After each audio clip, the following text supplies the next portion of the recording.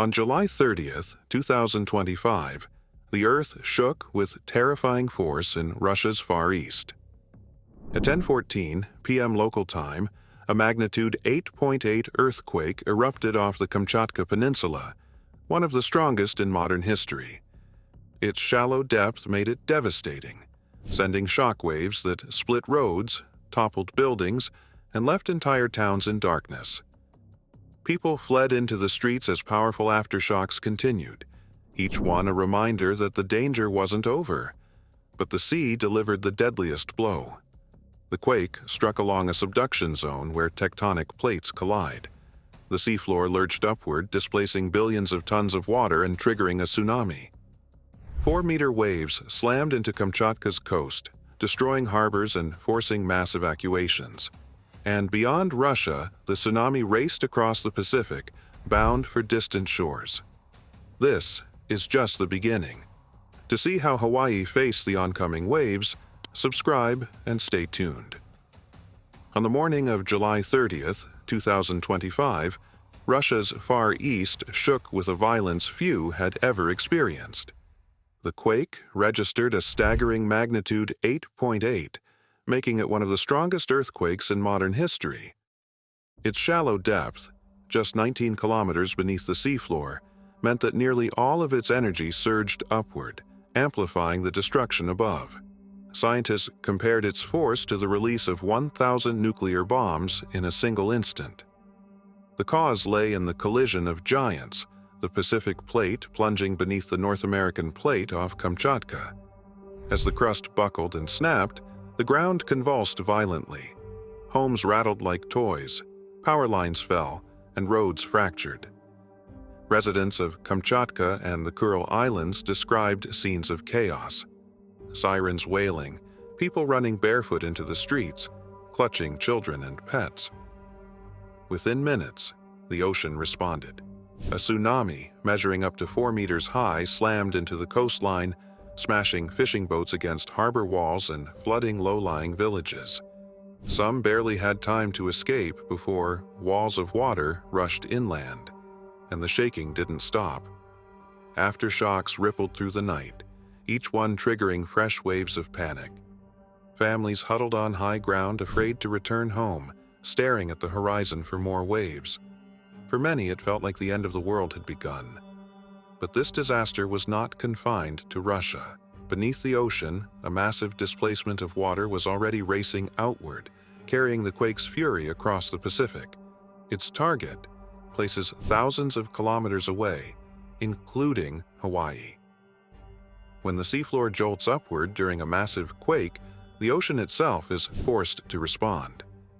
In this case, the shallow rupture beneath the Pacific did not just shake the land, it heaved the seabed like a giant's breath, displacing billions of tons of water in an instant. That sudden movement set a chain reaction into motion, the birth of a tsunami. Unlike ordinary waves driven by wind, a tsunami's power comes from the entire column of water moving as one. Across the open ocean, the wave front sped outward at nearly 800 kilometers per hour, as fast as a jetliner. To sailors at sea, the wave was almost invisible, rising only a meter or less in height. But hidden in that low swell was energy enough to level coastlines. Scientists often compare it to tossing a stone into a pond. Ripples radiate in all directions, but here, the pond is the vast Pacific Ocean. From the Russian coast, the invisible pulse spread toward Japan, Alaska, the U.S. West Coast, and Hawaii, each location marked for impact hours in advance.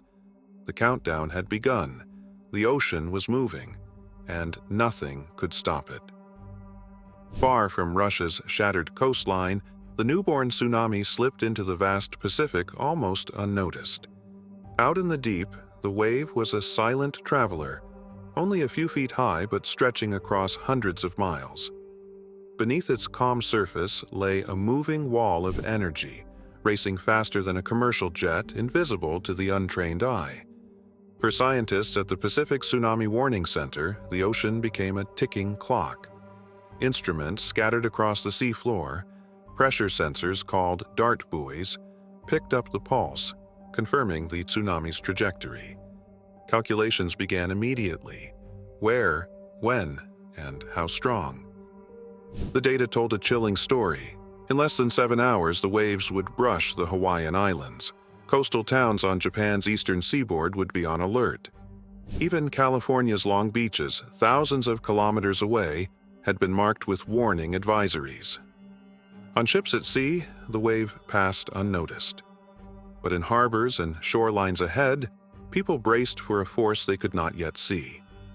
The countdown was underway, and the ocean's silence was the most terrifying sound of all.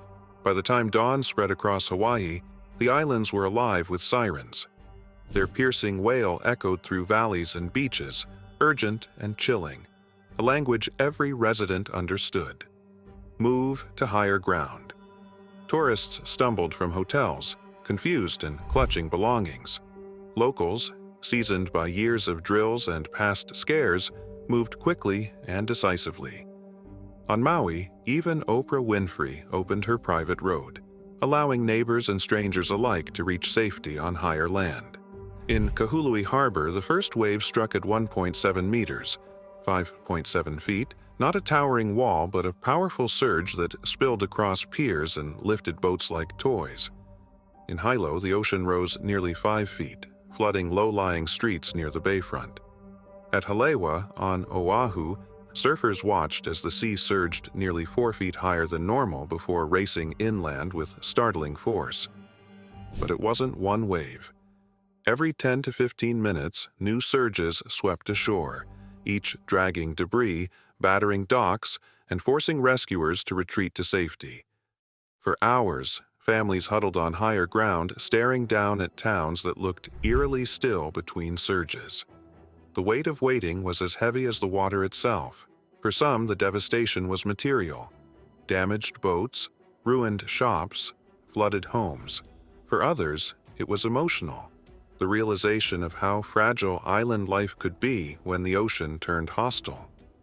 Still, Hawaii had been spared the worst. Thanks to early warnings and evacuation protocols, lives were protected, even as property suffered. The islands exhaled as the waves finally receded, but the relief was tinged with unease. The Pacific had reminded them once again of its power.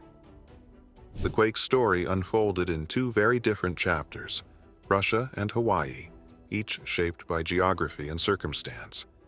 In Russia, the violence was immediate. The ground itself convulsed, toppling homes and snapping bridges. Within minutes, a 4-meter tsunami pounded the coast, ripping through harbors and sweeping cars and fishing boats inland. Entire villages along the Kamchatka Peninsula and the Kuril Islands were forced to flee in chaos, with aftershocks rattling nerves long after the first wave. Hawaii, by contrast, was spared the shaking earth. For them, the disaster arrived as a slow-moving shadow, tracked across the Pacific in real time. Hours of anxious preparation separated the warning sirens from the first incoming surge. There was destruction: boats smashed against seawalls, shops flooded, roads closed, but the damage was far less than in Russia. Here, the greatest toll was emotional: long hours of fear, evacuation, and uncertainty. The contrast was stark. Russia, direct impact, violent shaking, collapsed infrastructure, immediate casualties. Hawaii, indirect impact, less physical destruction but immense social disruption.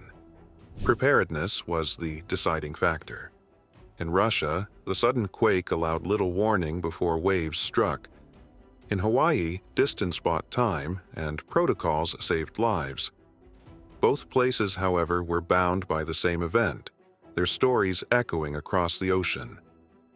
This disaster is not an isolated event, but part of a larger stage: the Pacific Ring of Fire.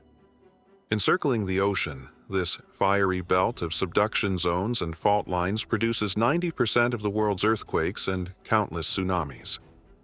From Chile to Japan, Alaska to New Zealand, the same restless forces connect distant nations. The quake in Russia and the waves in Hawaii are reminders that what begins in one corner of the Pacific does not stay there. Every tremor, Every surge is part of a vast chain of energy binding millions of lives along the ocean's edge. The Earth shook in Russia, and the ocean answered in Hawaii, two places separated by thousands of kilometers, yet bound by the same restless heartbeat of our planet. In Kamchatka, families fled collapsing homes.